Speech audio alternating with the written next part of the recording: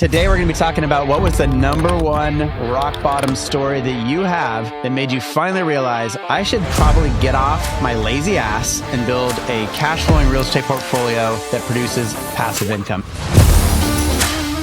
Mitch, go, you're up. You know what? This takes you back to, I was 28 years old. I was working a full-time job for a medical tech company. Didn't like the people I worked with. Didn't like my boss. Actually, one of the guys... They probably didn't like you. 10 years older. Yeah, they love me because everyone loves me. But anyway, so this guy 10 years older than me in the same position had a stroke at like 36 or 37. I didn't have a whole lot of time with my wife or my little kiddo, my one kiddo at the time. Yeah, man, I was living the middle class life. Like I had healthcare. I had enough, money to put food on the table, buy a simple little home, but I felt like I was trapped. And I started to feel like having that W-2 was the highest risk thing I could do because I wasn't living out I didn't feel like I was living out my purpose. I didn't feel like I had time for my health. I didn't feel like I had time for my little girl. Like it all sort of culminated. And then they just kept turning it up, man. I took over another territory and they're like, oh, we're going to hire somebody, but they didn't because I was doing fine. It was the whole corporate game they play. They keep stacking on you until you crumble. So you get punished for being successful. Yeah, man, that was rock bottom for me. I think and that was, right around that time, I quit my job. I saved up enough money to quit my job. We moved into a trailer and I said, man, I'm never going back to working for somebody. So, now after that, I hit another bottom living in a trailer in a KOA next to a bunch of people that are basically homeless. So that was another bottom, but that was actually a fun bottom because I was like, we're going to rebuild, man. And I got all my time back and we're going to figure this out, even though we were broke. So I liked that bottom. I knew I was going to climb out of it. But I think that was the deciding moment for me. I love that you were like, I hate my life so much working in corporate America. Because you're right. It's like the military. The better you do, the more they punish you. You're like, I would rather move out of probably my comfortable house, my comfortable W-2 income, which everybody says is secure and safe. And I'd rather move into a trailer with my newborn and like drive across country. I hate my life that much. And I feel that trapped that I'm going to just like burn the ships. Well, the thing is for me, it was like less about material and it was more about time and relationships. Cause I have this wife this new wife, right? I have this little kid and I'm like, I don't have any time with them. I don't have, obviously we had good relationships, but it was tough. Like I wasn't there a lot of weekends. So I'm like, screw the house, man. I don't want this house. I don't want this job. I don't care about the healthcare. None of it. I gave it all up to get that time back and then basically dive to the bottom and to try to restart my life. It was literally a startup of my family, and in a startup, it's kind of a J curve, right? You jump off we left the middle class. We went straight to the lower class, like within like 2 months. It was pretty quick. And then we had to climb back out, but we rebuilt in a way that today we have time. We have the ability to invest in our health, into each other, to travel, to do adventure, I get to take my kids to school every single day and be there when they get off school. I mean, just that alone is such a huge benefit that I didn't have before, but it took that like faith and it took diving off that cliff and really like going all the way to the bottom. But man, once you hit rock bottom, you'll hit another one, I think, because you're new to a new game, but it's different because the outcome has so many rewards. Yeah. I love that story, man. I mean, I've heard that story ad nauseum from you to the point where I drift off a little bit. No, I'm joking. I do love that story. I love the fact that you're like, if I went to my wife and I was like, hey, let's take our newborn son and my wife, right? Let's jump in a trailer and let's drive across country with no prospects of income, with nothing. Like, by the way, kudos to your wife for just like saying, and Hannah's like, hell yeah, this is an adventure. Let's go. Well, sometimes I'm like, Hannah, you got to like have some kind of regulation on this because every idea I come up with, she's like, yeah, let's do it. I'm like, oh my God, this girl will do anything, no, I mean, honestly, without her, I couldn't do it. And she kept me motivated the whole time. And then she worked with me a lot to just build this thing. And so yeah, it matters who you partner up with, I think, if you're going to go live in a trailer park, but yeah, anyway, that was my quick and dirty story for sort of rock bottom. Gabe, what about you? What was your rock bottom story that made you go, to hell with this? I've got to do something different. I mean, it's interesting because it's like, I kind of started at the bottom. And so it's actually a long fucking story. So I'll do my best to not take up the entire episode. But you know, I read Rich Dad Poor Dad in 2002 and I'm like super excited. Like I have no knowledge except for that book, but I'm excited and I'm just like hell bent set that I'm going to be successful and real estate's going to be my path. But then, you know, I was in the Army National Guard in an infantry unit and I was living in my friend's attic for $100 a month and believe that actually was not the rock bottom. Living in the attic for $100 a month was actually awesome. I was young and hanging out with friends. But I read this book and then shortly after I get deployed to Iraq. And so when I'm in Iraq, like my only goals were to come back alive, not too fucked up, and then come back and buy investment real estate.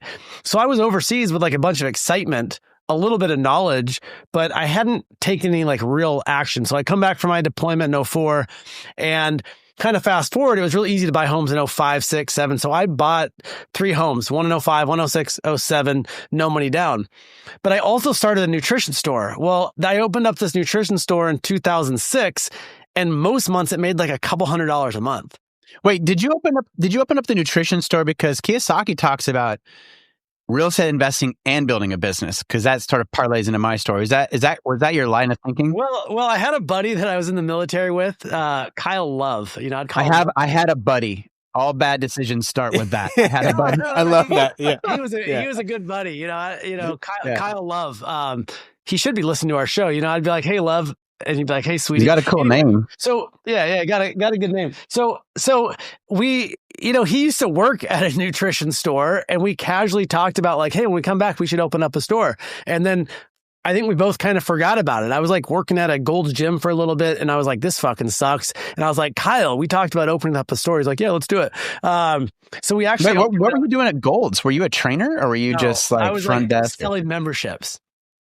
I was just selling memberships. I don't know what I was doing. I feel like there's a lot to dig in here on, you know. There's way too much. This is going to take up the whole episode. We got to unpack this. We haven't even gotten to the shitty part yet. So you're going to open up this nutrition store. Yeah. I opened up this nutrition store. It's actually like not even a store. It's basically like a counter inside of a gym with some shelves. It was like we paid $100 a month in rent. So good. Yeah, it was I'm going to Disneyland. Yeah. Our overhead was low. I eventually bought him out for like next to nothing, but you had the potential to make several hundreds of dollars. Yeah. Hundreds of dollars. Sorry. So, yeah. Yeah. So like the couple $100s a month wasn't going to cut it. I had these 3 homes, you know, that I bought 100% financing because banks were giving out money, 05, 6, 7. So a couple $100 a month in cash flow from there. But in 2008, my first kid's born. I shut the store down because a couple $100s a month wasn't going to cut it. And I decided to get some kind of normal jobs. Well, you know, unlike Mitch, who's, you know, college educated, I was not college educated. I didn't have a degree. Mitchell. Yeah.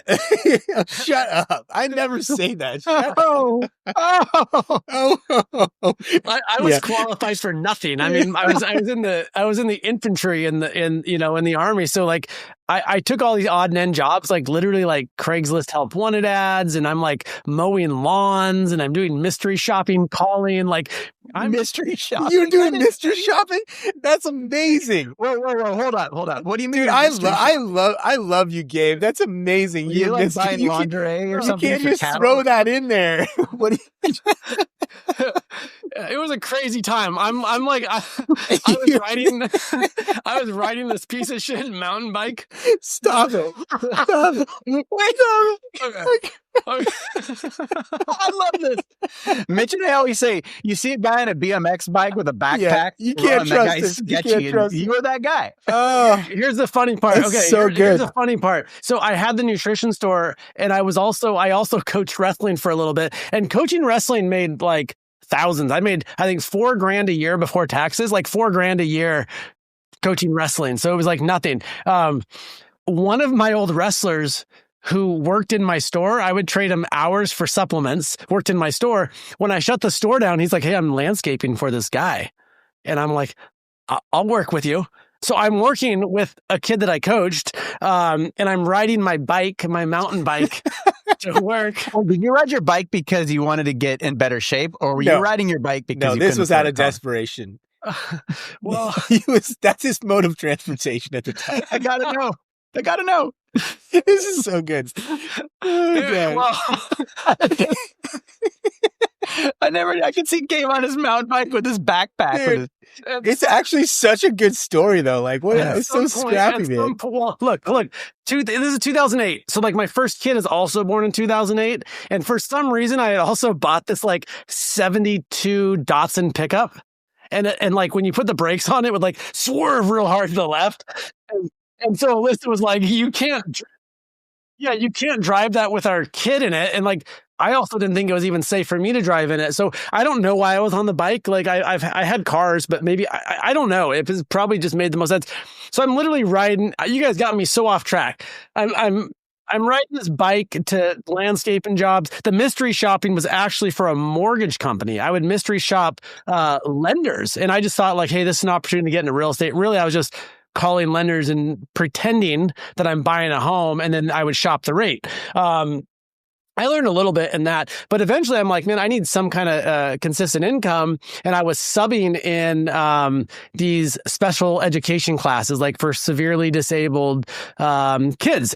And I got offered a full-time job, well, like 30 hours a week. So I started working 30 hours a week in a high school life skills class at the school that I used to go to and the school that I was coaching wrestling. And so this long-winded story to get to like the rock bottom, I was working with these kids, and my heart goes out to anyone that works with, anyone who is severely disabled, mentally or physically, because it's a challenging job. And I'm working for like barely above minimum wage job, 30 hours a week. And I go into this stall because the kid had been there in a while, and this kid had thrown his own shit everywhere. There was shit everywhere. That's what Mitch was doing when I first met him. That should have been a red flag for me, but yeah. Unbelievable. That's what Mitch was doing the last time I saw him in Palm Springs. I've had a hard year, guys. Okay, you don't need to bring it up. Okay, sorry. So you go in there, there's feces everywhere. I'm 3 months into this job. I had the 3 homes. I had this big vision and goal to like become financially free through real estate. I have a baby at home, and I look in this stall, there's shit everywhere. And I am like, what the fuck is my life? Like, this is not my dream. Like, this is not my goal. This is not the life that I imagined. And and it wasn't so much that I couldn't handle it. It was like, I don't want to be doing this for the next 10 years, 20 years, 30 years. This cannot be the rest of my life. I need to like truly, because I believed that I could be financially free through real estate. But I was like, every day at the job is getting me farther away from that. I need to create a goal to replace this income as fast as I can through cash flow real estate. So it was at that point, at that job, when I'm cleaning that shit up, which was fucking disgusting. I can still smell it like to this day. Like I was like, I need to replace this income as soon as possible. And so I would go home, every night, and after, everyone else went to bed, I'd get on the computer and I would just start looking at deals, and I spent the rest of 2008 until 2009, about a year, having hundreds of conversations, looking at hundreds of deals. And then I eventually in 2009 put my first seller finance deal together. It was a no money down deal. It was 2 duplexes side by side. And between those 4 units and the 3 single family homes that I had already owned, one of which I lived in, between those properties, it replaced that 30-hour week minimum wage job, and I became financially free. I was still, not living large, but I had replaced my income, and then I made the decision not to go back to work that following year and just to double down on buying as much real estate as possible. And then I spent the next several years just buying a whole bunch of no money down seller finance deals, and that was how I grew my initial real estate portfolio. But it went from like the disgust of like, and it wasn't so much the shit thrown everywhere. It was more like, I don't want to spend the next 20 years doing this. I could spend the next 20 years trying to be, being scrappy, being creative, and putting deals together, buying assets, creating cash flow so I can actually live the life that I want to live. Well, I love that story. And I want to go back just a second. You did mention, because I know some people that do that kind of thing for a living, working with the disabled. hats off to you folks who stick with it. And it's more than just a job for a lot of people. It becomes a service. It's a love. It's a compassion. So anyway, I just want to call that out as such my dad did that for 30. My dad did that for 30. Yeah. And he worked and with it's like old adults, and it's like, we need these people, right? Like it's truly like, I mean, I just want to honor those folks, but I mean, I know you saw in yourself like a different path.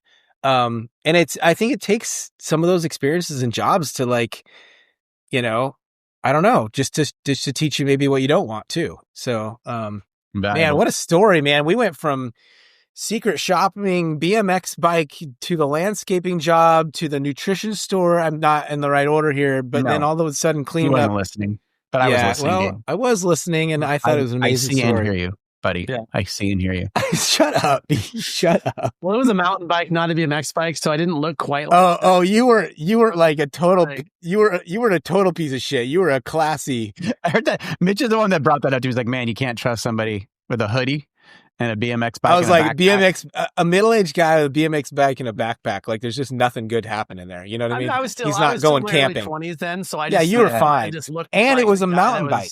Yeah, and it was a mountain bike. And you had your teeth. Okay. So there's that too. So, okay, well, What about you, Travis? I mean, like, I always thought you were a trust fund kid. That's the story. Yeah. Well, you actually like it. Well, I know you have a lot of low points because you've done a lot of dumb stuff in your life. So, including your whole life's kind of a low point. So, which one do you want to choose? Right. Pick what's the lowest of the low points. Yeah. Well, me and my dad were living in a double wide and living off the trust fund. No. Yeah. My story is long and meandering. I'll try and keep it succinct. My story is a little different, actually. I did listen to Rich Dad, Poor Dad, and the biggest takeaway I got of that was start a business, right? Because he talks about the B and the I quadrant, I being real estate investing for passive income, which is what we're all about. The B was build a business, which is absolutely, most certainly 100% not passive. And I started a business, and I mean, it had lots of ups and downs. My business partner died. Like, it was high tech. It was tumultuous. But I think the point is, I was so focused on building a business. That was my 15 hours a day. That was everything. I got up every day. That's what I focused on 100% of my time. It was a shitload of work. I had bought some rentals here and there. Like, I had a duplex. I had like a single family home. I had just kind of a smattering of things.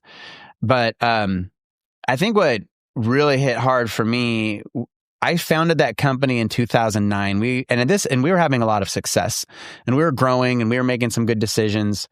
And I grew the company to have. I mean, I had a lot of employees. Our overhead per month was like $500,000. Like, I had, I think at the time, 60, 70 employees. We were nationwide. We're having a lot of success.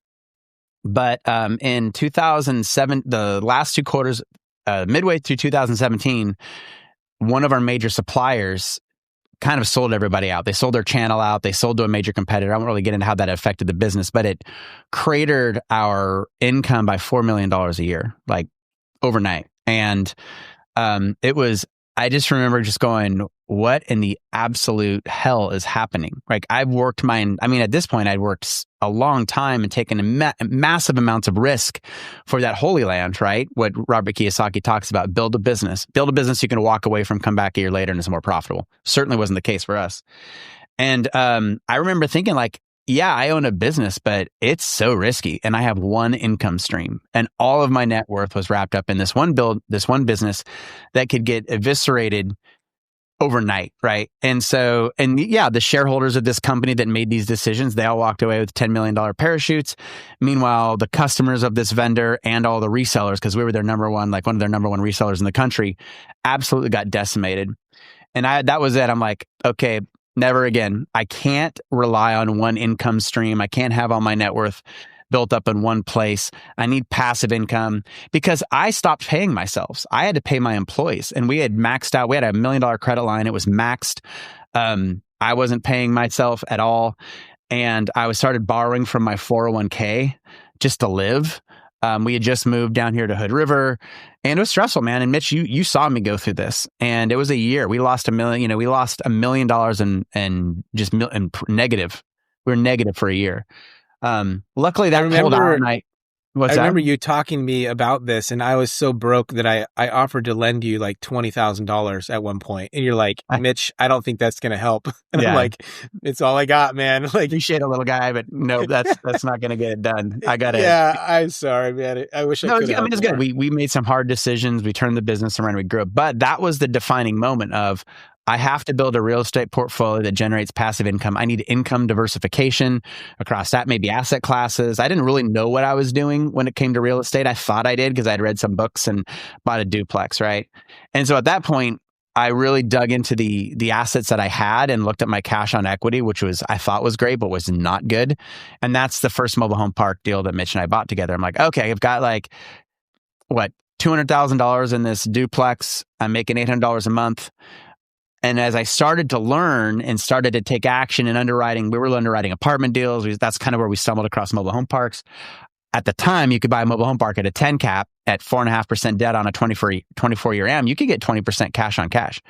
And so I took that, $200,000 in equity and I tripled it by doing what's called a 1031 exchange and moving into real estate into a larger commercial asset that you can force appreciate, all the things we talk about. And then, of course, we bought that property and within 2 months, it started going downhill. I'm just wanted to blow my brains out. We turned that around too. Travis, was the low point for you? When I hear your story, was the low point the realization that you put all this blood, sweat, and tears into this business, and it was going good until it wasn't, and then you realized, well, shit, I've built this business, but there's a level of fragileness with it that it's still one income stream for you, and that one decision or one big change, it's all over. Was that point of just oh shit, I've built this and I spent all this time and energy and money doing it, but it could be gone and it's really only one revenue stream? Yeah, exactly. I mean, and you see this all the time. I mean, most businesses fail. And this isn't a bashing businesses episode, because I'm grateful and I feel very blessed what that business eventually did for us. We exited to private equity and did well. But it's very fragile. And you see a lot of people that will spend 10, 20, 30, 40 years building a business only to get wiped out. And our particular business, we were basically a service-based business. And so we had no underlying assets. We didn't have real estate. We didn't have equipment and machinery and any of that. So yes, I could have spent a decade trying to build this thing, taking massive sacrifices, both from an income perspective, risk taking, all of those things. I was personally guaranteed on everything. All the debt of the business is still on me.